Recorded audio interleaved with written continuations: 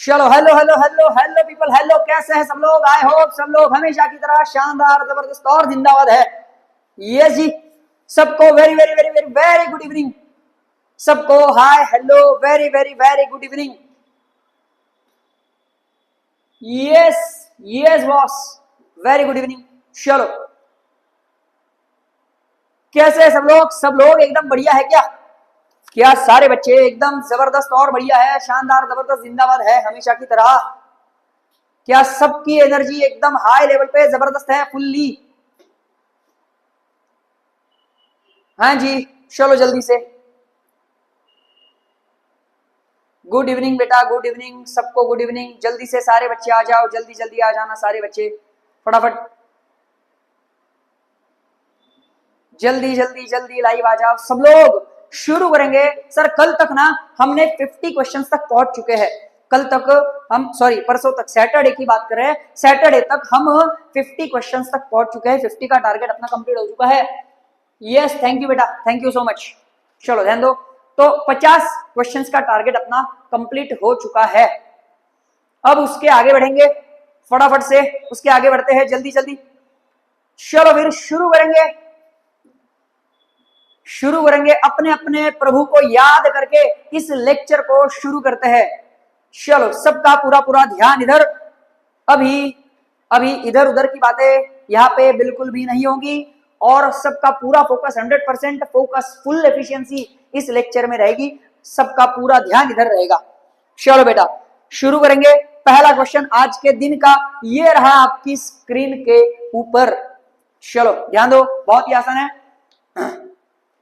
Computer uses dash number system to store data and perform calculations.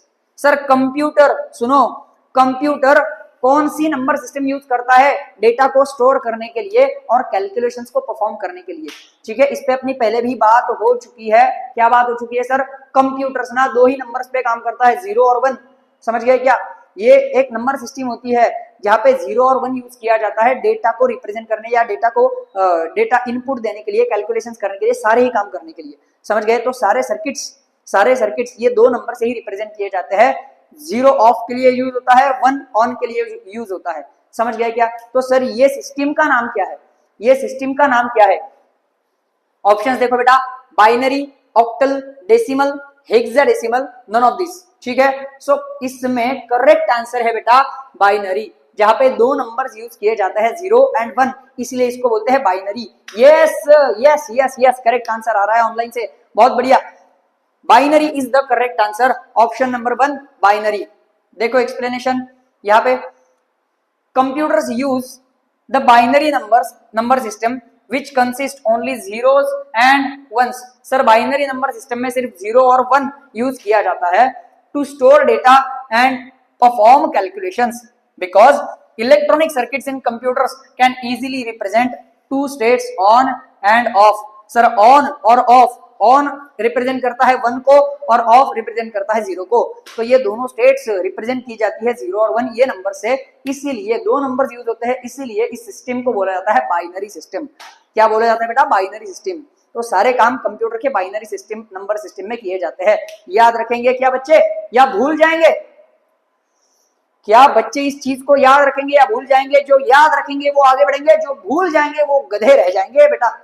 तो जल्दी से जल्दी अपने दिमाग के दरवाजे खोलो और ये सब कुछ अपने दिमाग में डालो फटाफट। चलो नेक्स्ट क्वेश्चन, नेक्स्ट क्वेश्चन है बेटा, सबका पूरा ध्यान इधर होना चाहिए। A disk's content that is recorded at the time of manufacture and that cannot be changed or erased by the user is dash। Sir disk का कंटेंट जो मैन्युफैक्चर के टाइम पे ही रिकॉर्ड किया जाता है, मैन्युफैक्चर के टाइम पे ही रिकॉर्ड किया जाता है। यस, परफेक्ट बाइनरी याद। यस, चलो ध्यान दो, डिस्क का कंटेंट जो मैन्युफैक्चर के टाइम पे ही रिकॉर्ड किया जाता है और जो कभी चेंज या इरेज नहीं हो सकता, जो कंटेंट एक डिस्क है, ठीक है, इसका कंटेंट सर चेंज नहीं हो सकता, इरेज नहीं हो सकता, सिर्फ रिकॉर्ड किया जा सकता है मैन्युफैक्चर के टाइम पे, मतलब ओनली रिकॉर्ड वंस। ठीक है, यस, इसे क्या कहते हैं? इसे क्या कहते हैं? Memory only, write only, once only, run only, read only. Sir इसे हम राइट नहीं कर सकते, इसे हम राइट नहीं कर सकते, चेंज नहीं कर सकते, इरेज नहीं कर सकते, कुछ नहीं कर सकते, इसे सिर्फ रीड किया जा सकता है। समझ गए क्या? इसलिए इसे बोलते हैं read only. Option number 5 is the correct answer, read only. Option number 5 is the correct answer, read only. चलो बेटा 70 तक पहुंचेंगे आज, जल्दी जल्दी। यस करेक्ट है, रीड ओनली। एक्सप्लेनेशन, और read only disk contains data that is recorded during manufacturing and can not be changed or erased by the user. It can only be read, not written or modified. हमेशा याद रखो, अगर ऐसा question बना जहां पे आपको पूछा गया है कि डेटा को तुम इरेज नहीं कर सकते, डेटा को तुम रीराइट नहीं कर सकते, कुछ भी नहीं कर सकते, तो इसका आंसर हमेशा रहेगा read only. Read only memory बोलते हैं इसको, रोम में यूज किया जाता है। समझ गए क्या? इसे अपन मॉडिफाई नहीं कर सकते, इरेज नहीं कर सकते, कुछ भी नहीं कर सकते, एक ही बार क्रिएट किया जाता है डेटा। समझ गए क्या बेटा? पक्का पक्का। चलो जी बढ़िया, आगे बढ़ते हैं। क्या सारे बच्चे मेरे साथ साथ है क्या? क्या सारे बच्चे दिमागी तौर से मेरे साथ है क्या? अरे कोई कहीं पे भटक तो नहीं रहा ना? कोई इधर उधर तो नहीं चला गया? किसी के ख्याल इधर उधर तो नहीं जा रहे? जल्दी सारे बच्चे इधर आ जाओ फटाफट, दिमागी तौर से यहाँ पे मौजूद होना बहुत जरूरी है। चलो बॉस आगे बढ़ते हैं। Next question, which of the following can be used to select the entire document?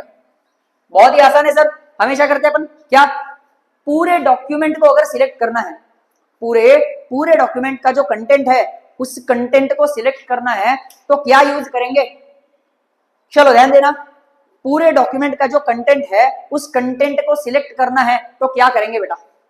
Options है control plus A, alt plus F5, shift plus A, control plus K, control plus H.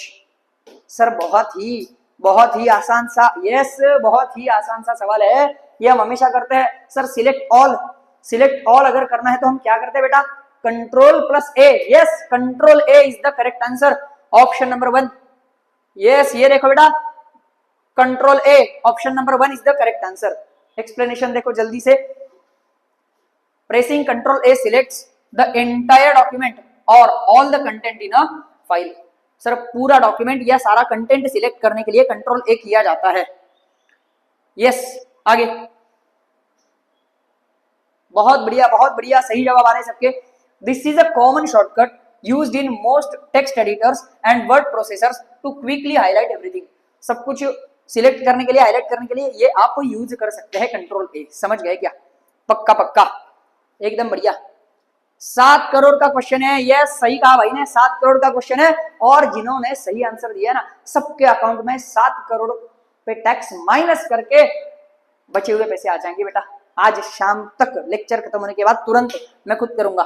चलो आगे बढ़ते हैं। Next question dash are, ये भी एकदम मस्त सवाल है, ये भी एकदम जबरदस्त क्वेश्चन है, ध्यान दो जरा अच्छे से। सारे बच्चे इधर ध्यान दो, हट इधर उधर, हाँ नहीं, इधर उधर देखने का ही नहीं है, इधर उधर हेडफोन, अरे वो कान से ईयरफोन्स क्यों हटाए? नहीं, पूरा फोकस इधर चाहिए।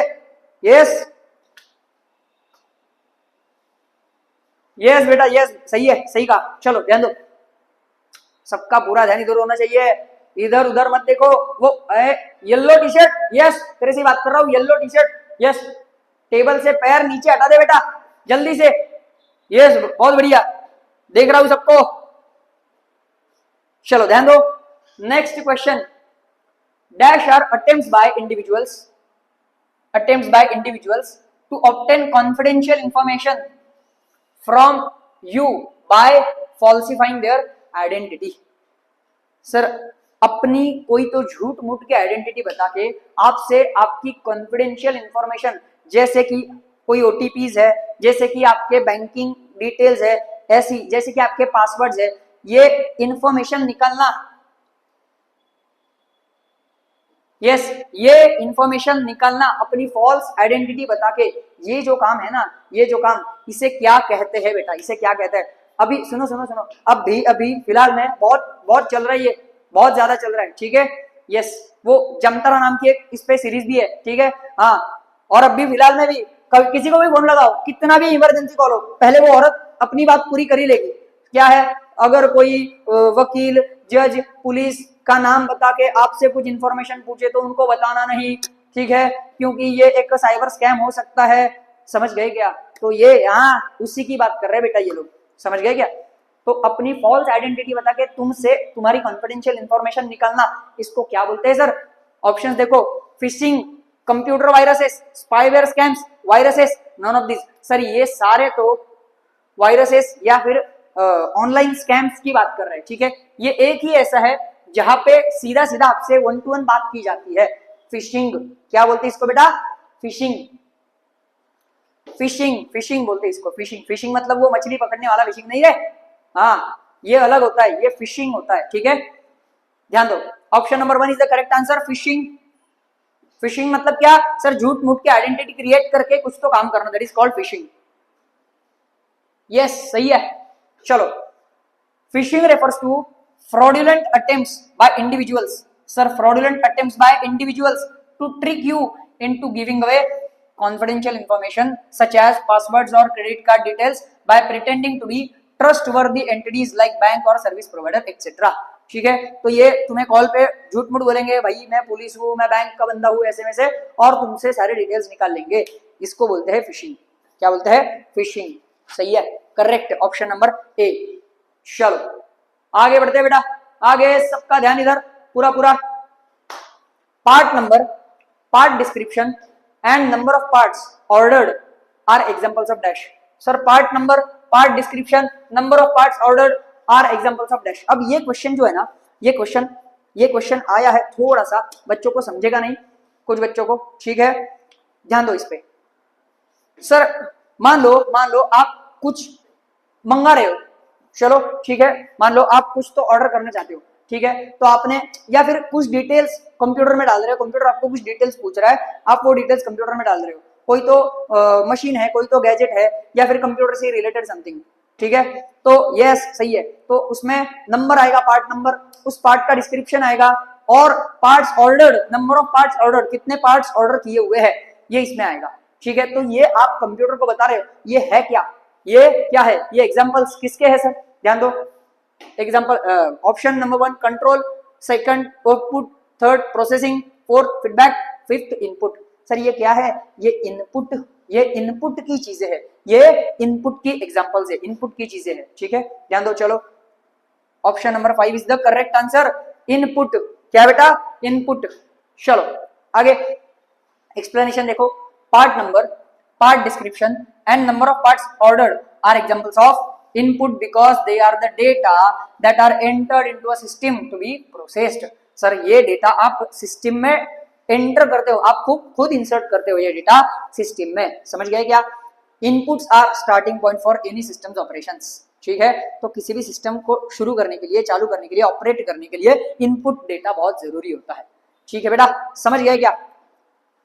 समझ गए क्या बच्चे? जल्दी जल्दी बताओ फटाफट, साथ है क्या मेरे, या कोई इधर उधर घूम रहा है रे? है क्या अपनी बैच में कोई ऐसा गधा बच्चा जो स्क्रीन के सामने बैठा है, आंखों के सामने तो मेरी क्राउड, कानों में तो मेरी आवाज जा रही है, लेकिन मेंदू तक कुछ नहीं पहुंच रहा?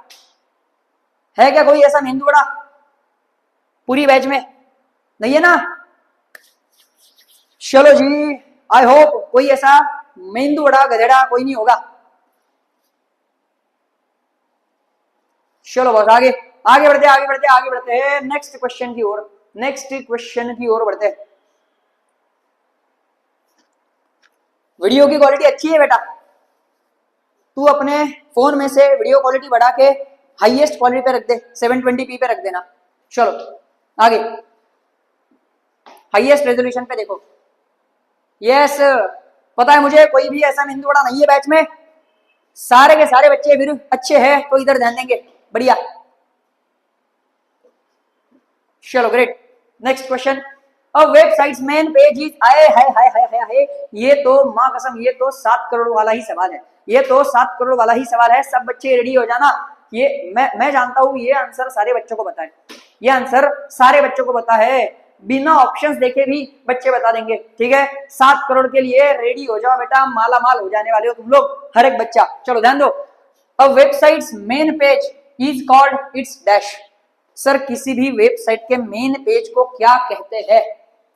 किसी भी, हाँ ठीक है, तो हाइयर जितना है, हाईएस्ट जितना है उस पे देख लो ना बेटा। चलो ध्यान दो, किसी भी वेबसाइट के मेन पेज को क्या बोलते हैं सर? सर वेबसाइट है, कोई वेबसाइट आपने खोला, ठीक है, उसका मेन पेज क्या होता है? ऑप्शंस है, home page, browser page, search page, bookmark, none of this. ओ हो सर, बच्चे मतलब इसमें तो माहिर है।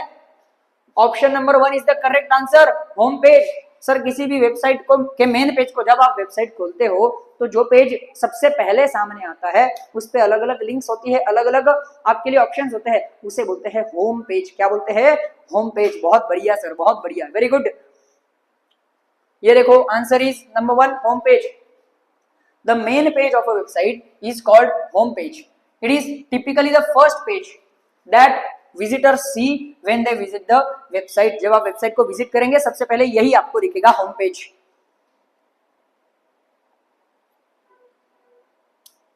चलो आगे बढ़ते हैं। It often contains links to other sections of the site, और उसी साइट के अदर अलग अलग सेक्शंस के आपको वहां पे लिंक्स या बटन्स मिल जाएंगे। समझ गए क्या? समझ में आया क्या? समझ में आया क्या? क्या समझ रहा है सबको? बढ़िया एकदम। चलो आगे बढ़ते हैं। Next, the simultaneous processing of 2 or more programs by multiple processors is dash. Sir अलग अलग प्रोसेसर्स एक ही टाइम पे अलग अलग प्रोग्राम्स को रन करते हैं। समझे क्या? अलग अलग किसी भी सिस्टम में, कंप्यूटर की सिस्टम में अलग अलग प्रोसेसर्स अलग अलग एक ही टाइम पे, अलग अलग प्रोसेसर्स एक ही टाइम पे अलग अलग प्रोग्राम्स को रन करते हैं साइमल्टेनियसली। उसे क्या बोलते हैं बेटा? क्या बोलते हैं? Multiprogramming, multitasking, time sharing, multiprocessing, none of this. ठीक है, थोड़ा सा लॉजिकल सवाल है, लॉजिक लगा के ध्यान देके बोलो आंसर इसका।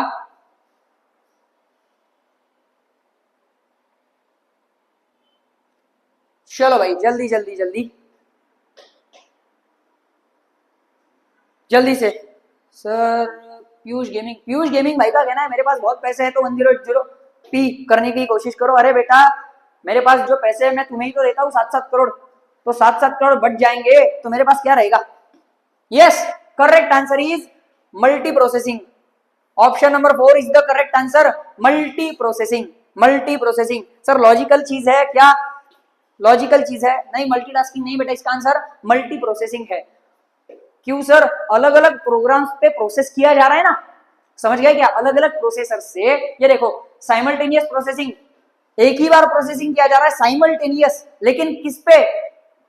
Of 2 or more programs by multiple processors. अलग अलग प्रोसेसर्स काम कर रहे हैं सर अलग अलग प्रोग्राम्स पे एक ही टाइम पे, उसे बोलते हैं मल्टी प्रोसेसिंग। क्या बोलते हैं बेटा? Multi processing. Very good, multi processing, बहुत बढ़िया explanation. Multi processing refers to the simultaneous execution of 2 or more programs or processes by multiple processors in a computer system। ठीक है सर, एक कंप्यूटर की सिस्टम में एक ही टाइम पे simultaneous execution, मतलब एक ही टाइम पे करना। साइमल्टेनियस एग्जीक्यूशन होता है किसका? 2 या 2 से ज्यादा प्रोग्राम्स का, ज्यादा 2 से ज्यादा प्रोग्राम्स का। ठीक है, उसे बोलते हैं multi processing. Each processor handles a different program or task making the system more efficient. तो हर एक प्रोसेसर का अलग अलग प्रोग्राम हैंडलिंग होता है, साइमल्टेनियसली होता है।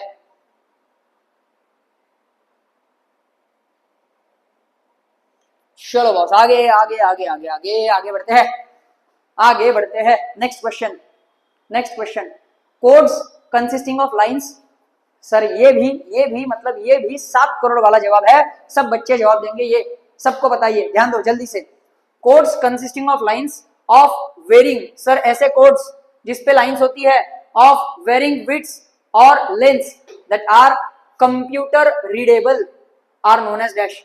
सर ऐसे कोड्स जिसपे लाइंस होती है, जिसपे अलग अलग विड्थ की अलग अलग लेंथ की लाइंस होती है, उसे क्या बोलते हैं बेटा? उसे क्या बोलते हैं? उसे क्या बोलते हैं? सबको पता है आंसर, मतलब इस पे आपको ऑप्शन देखने की भी जरूरत नहीं है। सर ऐसे लाइंस कहाँ पे होते हैं? ये ऐसे ऐसे ऐसे ऐसे ऐसे ऐसे इस तरीके का लाइंस होती है कुछ कोड्स पे, उसको क्या बोलते हैं? उसको क्या बोलते हैं? सब जानते हैं इसका आंसर। ध्यान दो, ऑप्शंस देख लो। अरे जाता क्यों नहीं? ओके, ऑप्शंस देख लो।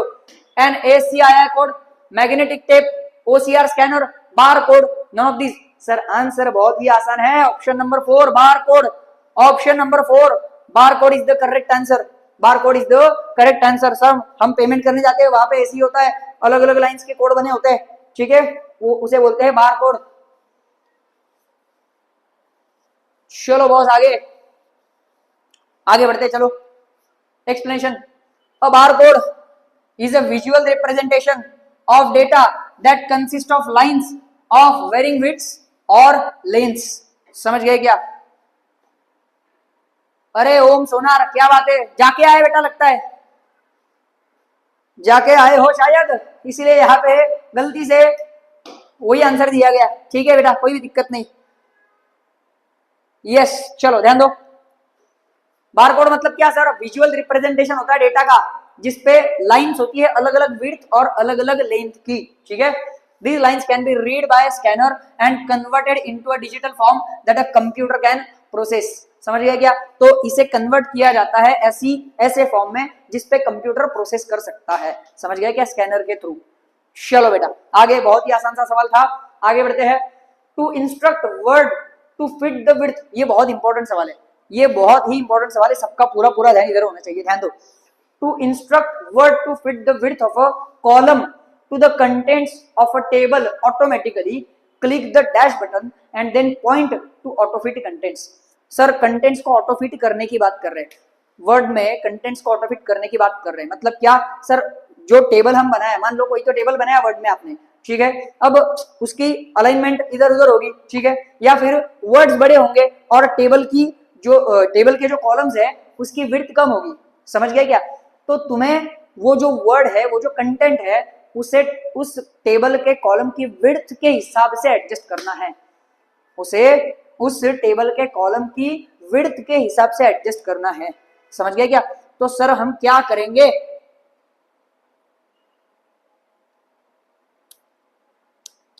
क्या करेंगे बेटा इस केस में? क्या करेंगे? Click the dash button and then point to autofit contents. Sir autofit content में जाना हो तो कौन सा बटन हमें क्लिक करना चाहिए, किस ऑप्शन पे जाना चाहिए एक्चुअली, ऐसे है सवाल, ठीक है। देखो, fit to form, format, auto size, contents, autofit. Sir सीधी सी बात है, आपको ऑटोफिट ही करना है तो ऑटोफिट पे ही जाना पड़ेगा, आपको ऑटोफिट ही करना है तो ऑटोफिट पे ही जाना पड़ेगा। Option number 5 is the correct answer, Autofit. ध्यान दो, in Microsoft word to automatically adjust the width of a table, automatically adjust the width of a table column to fit its contents। Sir table का जो column है उसके width के हिसाब से अगर आपको कंटेंट को फिट करना है ऑटोमेटिकली तो क्या करना पड़ता है? You click the autofit button click करोगे on the table tools tab and then select autofit contents. ठीक है सर, टेबल के जो टूल्स होते हैं, टेबल टूल्स, उस टैब में जाके आप ऑटोफिट पे सिलेक्ट करोगे तो ऑटोफिट कंटेंट्स, वहां पे एक ऑप्शन आपको मिलेगा, वहां पे क्लिक कर देना। This ensures that the column width is adjusted based on the text inside the cells. समझ गए क्या? तो जो भी सेल के अंदर, जो भी आपके कॉलम्स के अंदर, टेबल के अंदर जो भी कंटेंट है वो ऑटोफिट हो जाएगा। समझ गए क्या? आगे बढ़ते हैं जल्दी जल्दी। Why is it unethical? अरे ये तो जबरदस्त सवाल है, ये तो मस्त सवाल है एकदम। अब ये सुनो, चलो सुनो, ध्यान दो। किसी बच्चे को, किसी मेरे प्यारे बच्चे को अगर कंप्यूटर का बहुत नॉलेज भी नहीं है ना, तो भी ये जवाब दे पाएगा। सबका पूरा ध्यान इधर, इतना बढ़िया सवाल है ये, इतना मस्त सवाल है, ध्यान दो। चलो बस, why is it unethical to share copyrighted files with your friends? Sir जो फाइल्स कॉपीराइट की गई है ना, मतलब ही सर जिसकी कुछ तो इंटेलेक्चुअल प्रॉपर्टी राइट्स है, जिसपे कुछ इंटेलेक्चुअल प्रॉपर्टी राइट्स है, जिसमें से एक पार्ट है कॉपीराइट। ठीक है, तो जो फाइल कॉपीराइटेड है उसे दोस्तों के साथ शेयर करना अनएथिकल क्यों है? जो फाइल कॉपीराइटेड है उसे दोस्तों के साथ शेयर करना अनएथिकल क्यों है? ये सवाल पूछा है, मस्त सवाल है, उसका जवाब भी एकदम जबरदस्त है, ध्यान देना एकदम। चलो ध्यान दो। It is not unethical because it is legal. ये बोल रहा है कि सर अनएथिकल वगैरह कुछ नहीं होता, लीगल होता है, लेकिन ये गलत है, लीगल नहीं है, अनएथिकल होता है। तो ऑप्शन नंबर 1 सही नहीं है। It is unethical because of the files are being given for free. हट, फाइल तो फ्री में दी जाएगी, इसमें अनएथिकल क्या है सर? समझ गए क्या? तो ये रीजन तो बिल्कुल नहीं है। आगे, sharing copyrighted files without permission breaks copyright laws, ये लग रहा है सर। आगे देखते हैं, it is not unethical because of the files are being given for free, ये तो बिल्कुल नहीं है। फ्री में फाइल देना एथिकल भी नहीं है, अनएथिकल भी नहीं है, उसका कोई सवाल ही नहीं आता। It is not unethical, anyone can access a computer. Sir कोई, इनका कहना है कोई भी कंप्यूटर को एक्सेस कर सकता है जी, बिल्कुल नहीं, बिल्कुल नहीं, वो तो अनएथिकल हुआ, तो ये भी ऑप्शन नहीं है। So correct option is option number 3। और ये लॉजिकल बात भी है क्या?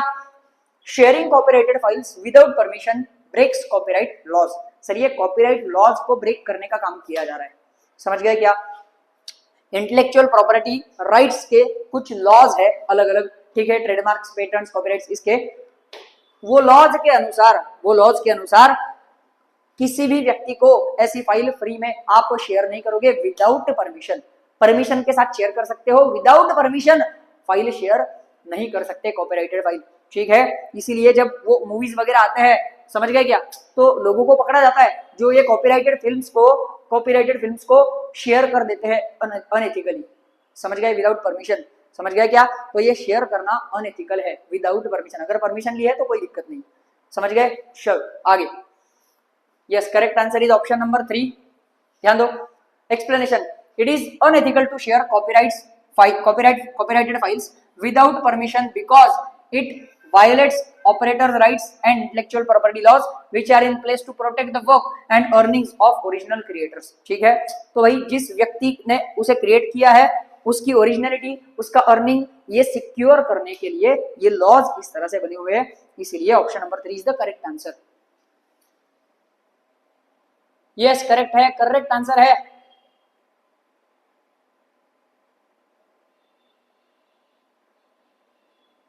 चलो बॉस, चलो आगे बढ़ते हैं, बढ़िया। Next, reusable optical storage will typically have the acronym dash. Sir अब ये थोड़ा टेक्निकल क्वेश्चन है क्या? Reusable optical storage, sir optical storage मतलब क्या होता है? वो सीडीज डीवीडीज वो ऑप्टिकल स्टोरेज में आते हैं, समझ गए क्या? जो लेजर के थ्रू प्रिंट कराते हैं, समझ गए, तो वो होते हैं ऑप्टिकल स्टोरेज। ध्यान दो बहुत अच्छे से, उन्हें बोलते हैं ऑप्टिकल स्टोरेज। तो reusable optical storage will typically have the acronym dash. Sir reusable optical storage का मतलब ये होता है, अब तुम सीडी डीवीडी जिसमें तुमने कुछ इंस्टॉल करके रखा है, ठीक है, वो एक बार तुमने उसमें डाल दिया, इंस्टॉल कर दिया, ठीक है, तो बाद में तुम उसे निकाल नहीं सकते, हटा नहीं सकते, समझ गए क्या? ये तो नॉर्मल बात हुई, लेकिन ऐसे भी कुछ सीरीज डीवीडीज होते हैं जिसे तुम रीराइट कर सकते हो, जिसमें तो कुछ डेटा डाला वो फिर से रीराइट किया, ऐसे हो सकता है, समझ गए क्या? तो आंसर अभी मैंने बता दिया है लॉजिक के साथ, इसको देखो सर।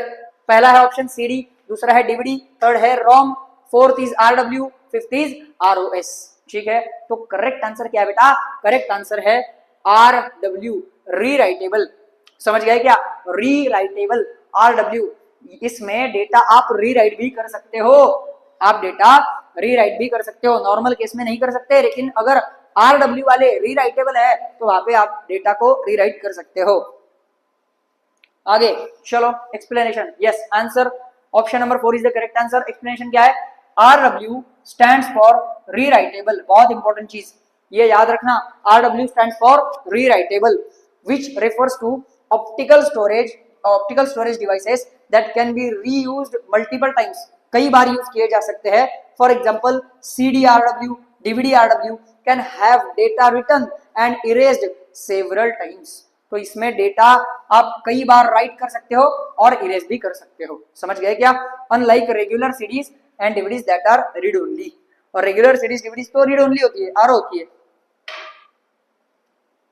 चलो बॉस आगे, next question, the most common type of storage devices are dash.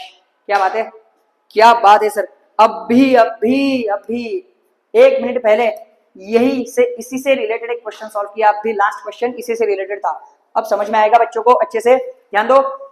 The most common type of storage devices are dash, persistent, optical, magnetic, flash, steel, ठीक है, persistent, optical, magnetic, flash, steel. तो generally आपके जो storage devices होते हैं, generally storage devices जो होते हैं ज्यादा से ज्यादा जो यूज किए जाते हैं वो होते हैं सर मैग्नेटिक वाले, समझ गए क्या?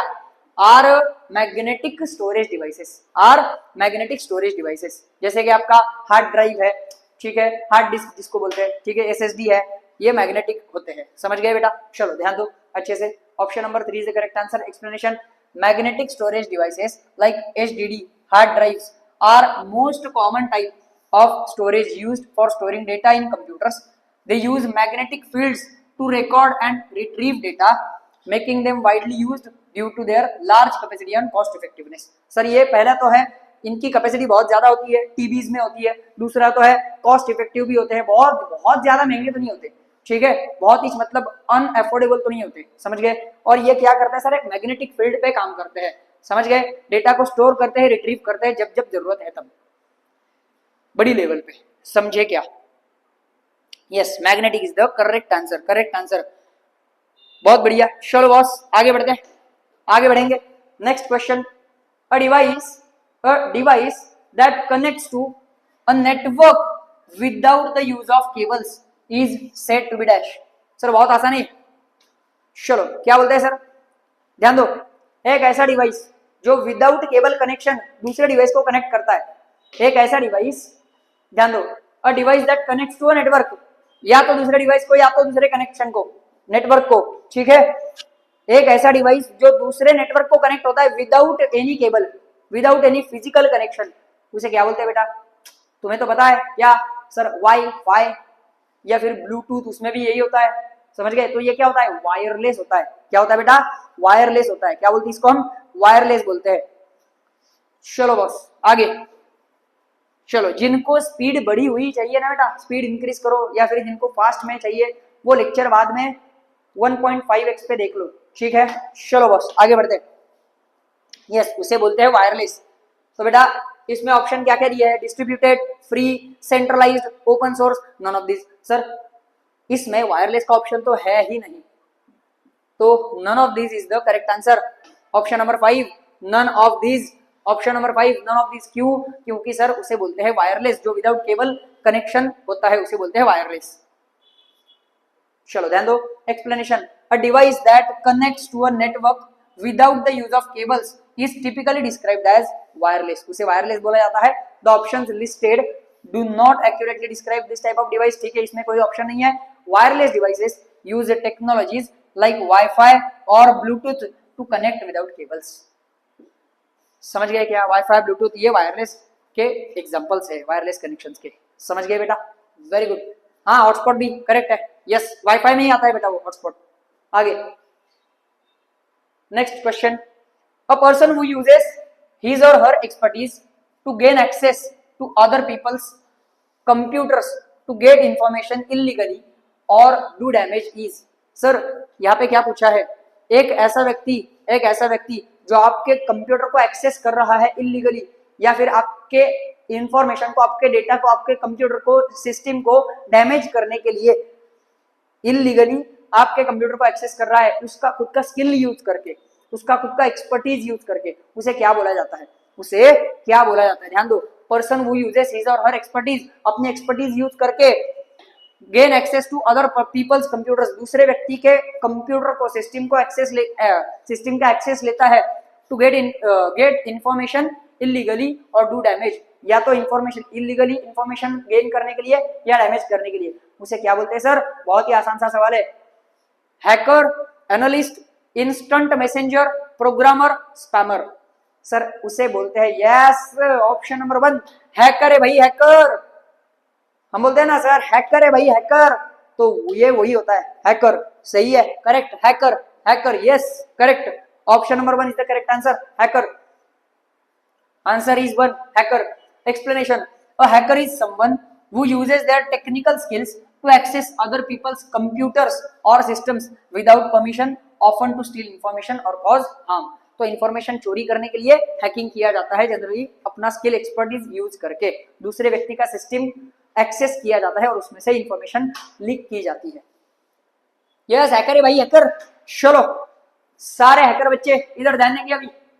Next question, to access properties of an object the mouse technique to use is, ये भी बहुत आसान है, ये भी बहुत आसान है सर। कोई फाइल है या फिर कोई एक फोल्डर है, ठीक है, कोई फाइल है कोई फोल्डर है, उसकी अगर प्रॉपर्टीज हमें देखने हैं, कोई फाइल है कोई फोल्डर है, उसकी अगर हमें प्रॉपर्टीज देखने हैं तो हम क्या करते हैं बेटा, क्या करते हैं, राइट क्लिक करते हैं। राइट क्लिक करने के बाद वहां पे ऑप्शन आ जाता है प्रॉपर्टीज का, ठीक है ना, समझ गए क्या, समझ गए क्या, पक्का पक्का, ठीक है। तो राइट क्लिक करके ये ऑप्शन हमें मिल जाएगा।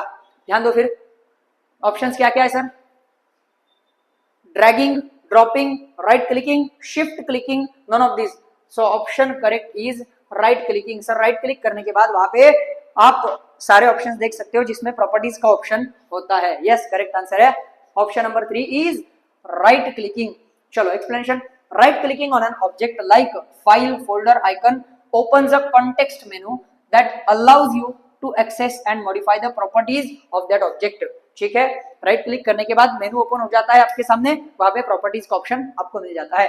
This technique is commonly used in most computer systems to view or change settings related to the object. ठीक है, समझ गए क्या, पक्का पक्का, yes ji.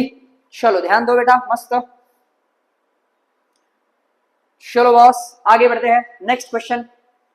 To change selected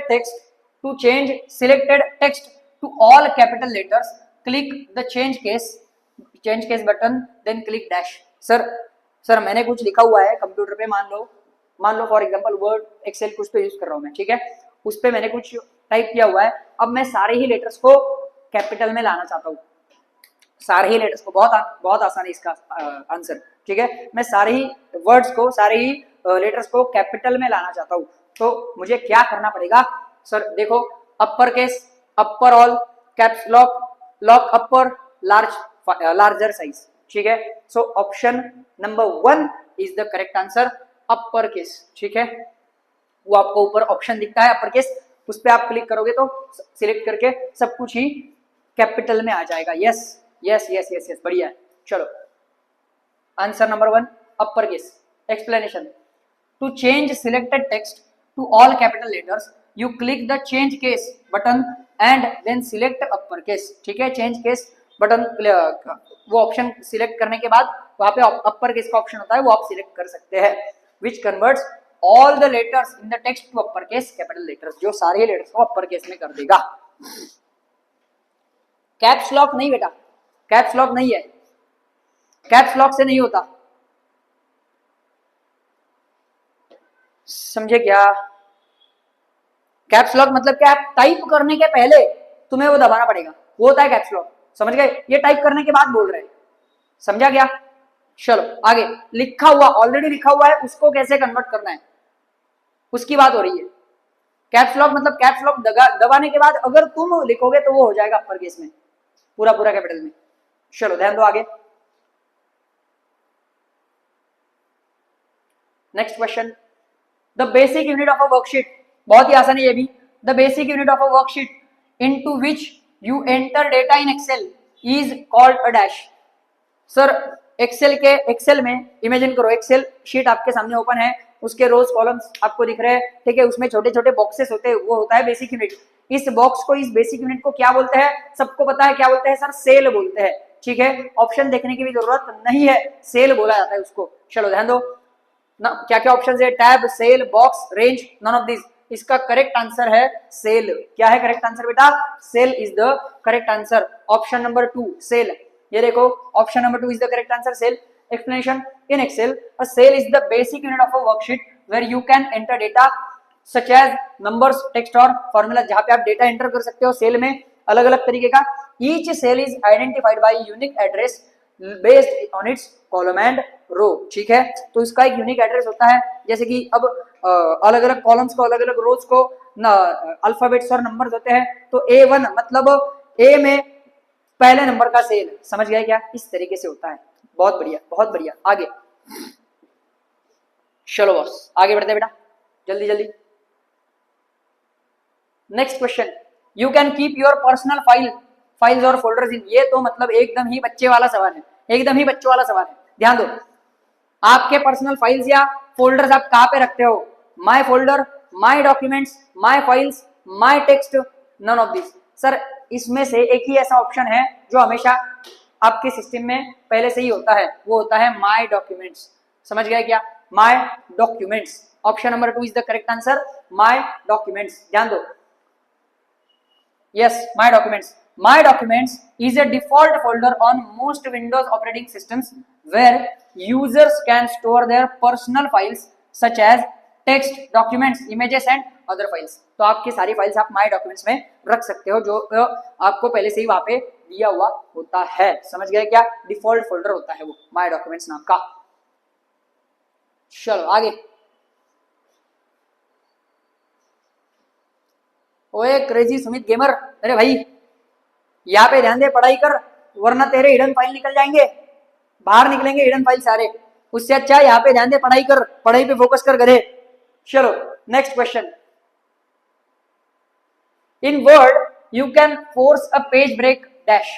sir Word में, वर्ड अगर आप यूज कर रहे हो और आपको पेज ब्रेक करना है, मतलब क्या, आप कहीं पे रुक गए, टाइप करते करते रुक गए, अब आपको नए पेज पे लेके आना है, ठीक है, आपके टेक्स्ट को, आपके कंटेंट को नए पेज पे लेके आना है, तो सर क्या करेंगे? चलो ऑप्शंस दिए हैं आपके पास। Option number 1, by positioning your cursor at the appropriate place and pressing F1 key. F1 से होता है क्या? F1 से होता है क्या? जी बिल्कुल नहीं होता। आगे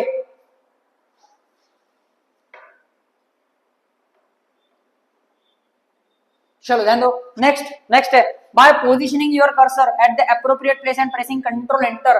ठीक है, चलो आगे के ऑप्शंस देख लेते हैं। By using insert section, insert और सेक्शन ब्रेक, नहीं जी। By changing the font size of your, बिल्कुल नहीं, फॉन्ट साइज चेंज करने से तो वो घटिया तरीके से होता है, एंड नन ऑफ दिस। तो सही तरीका क्या है सर? कंट्रोल एंटर दबाओ आप, जहां पे आपका कर्सर है वहां पे कंट्रोल प्लस एंटर दबाओगे तो आप नेक्स्ट पेज पे शिफ्ट हो जाओगे। पेज ब्रेक होता है, पेज ब्रेक हो जाता है। चलो ध्यान दो, answer is option number 2, by positioning your cursor at the appropriate place and pressing control plus enter. सही जगह पे कंट्रोल प्लस एंटर करना बहुत जरूरी है, समझ गए क्या? और जीवन में भी सही जगह पे कंट्रोल प्लस एंटर करना बहुत ही जरूरी है। I am not talking about this only, समझ गए क्या? तो जो समझे वो समझे, जो ना समझे वो देखो क्या ही बोले। चलो yes, second is the correct answer, control plus enter, control plus enter. चलो ध्यान दो बेटा, इन word pressing control plus enter at the place where your cursor is located will insert a page break moving the content after the cursor to the next page। ठीक है sir, तो जहां पे आपका कर्सर है वहां से आगे का कंटेंट आपका नेक्स्ट पेज पे जा सकता है कंट्रोल एंटर दबा के। ठीक है, तो जीवन में भी ऐसे ही नेक्स्ट पेज पे जाना बहुत जरूरी है, समझ गए? जहाँ पे सही तरीके से अलाइनमेंट ना हो, जहाँ पे सही तरीके से एडजस्टमेंट ना हो, वहां पे नेक्स्ट पेज पे जाना ही जरूरी है। उसके लिए कंट्रोल एंटर करना जीवन में बहुत जरूरी होता है। चलो बॉस, आगे बढ़ते हैं। और ये है आज के सेशन का, आज के इस बहुत ही प्यारे सेशन का लास्ट क्वेश्चन। ये आज के इस सेशन का लास्ट क्वेश्चन है। सब लोग एकदम तूफान ध्यान देंगे इधर। लास्ट क्वेश्चन पे भी सेम एनर्जी होनी चाहिए जैसे फर्स्ट क्वेश्चन पे थी। चलो बस ध्यान दो, चलो जी ध्यान दो जल्दी से। A DVD is an example of a dash. Sir DVD, अब भी कुछ देर पहले बात की थी कि सीडीज डीवीडीज क्या होते हैं, कौन से डिवाइसेस होते हैं। चलो ध्यान दो, यस ध्यान दो बेटा जल्दी। DVD is an example of dash, hard disk, optical disk, output device, solid state storage device, none of this. तो सर डीवीडी एक ऑप्टिकल डिवाइस होती है। डीवीडी क्या होती है? ऑप्टिकल डिवाइस होती है। ऑप्टिकल सर जो लेजर के थ्रू जो भी डेटा होता है वो रीड करने का काम होता है, इसीलिए ये ऑप्टिकल डिवाइस बोलते हैं। यस, जबरदस्त, optical device is the correct answer, optical device is the correct answer. चलो जी एक्सप्लेनेशन देखो, option number 2 is the correct answer, optical device. ध्यान दो, a DVD is an optical disk because it stores data using laser technology to read and write information, making it different from other types of storage devices like hard disk or solid state drives। समझ में आया क्या? Yes, optical disk is the correct answer. बहुत बढ़िया जबरदस्त। और भाई यहाँ पे हमने आज के भी क्वेश्चंस खत्म कर लिए और ऐसे धीरे धीरे धीरे धीरे करते आगे बढ़ते जाएंगे। पर बच्चों का काम क्या है सर? बच्चों का काम ये है, ये सारे क्वेश्चंस की रेगुलरली प्रैक्टिस करते रहो और बार बार रिवाइज करते रहो। और क्या ही चाहिए फिर, और क्या ही चाहिए। चलो बॉस, बहुत बढ़िया। और सारे बच्चों को बहुत बहुत शुक्रिया, ऐसे ही साथ देते रहो। और तुम्हारे खुद के लिए, ये किसी और के लिए नहीं है करो, तुम्हारे खुद के लिए है। तो ऐसे ही एकदम जबरदस्त फुल फोकस के साथ लेक्चर्स देखते चलो और अपनी पढ़ाई फटाफट फटाफट करते चलो। ये बहुत ही शानदार तरीके से आप सीईटी क्रैक कर सकते हो। ठीक है बेटा, चलो नेक्स्ट लेक्चर में मिलेंगे हम कल। तब तक के लिए सबको tata bye bye, have a good day. हमेशा की तरह शानदार जबरदस्त और जिंदाबाद रहो। चलो बाय बेटा।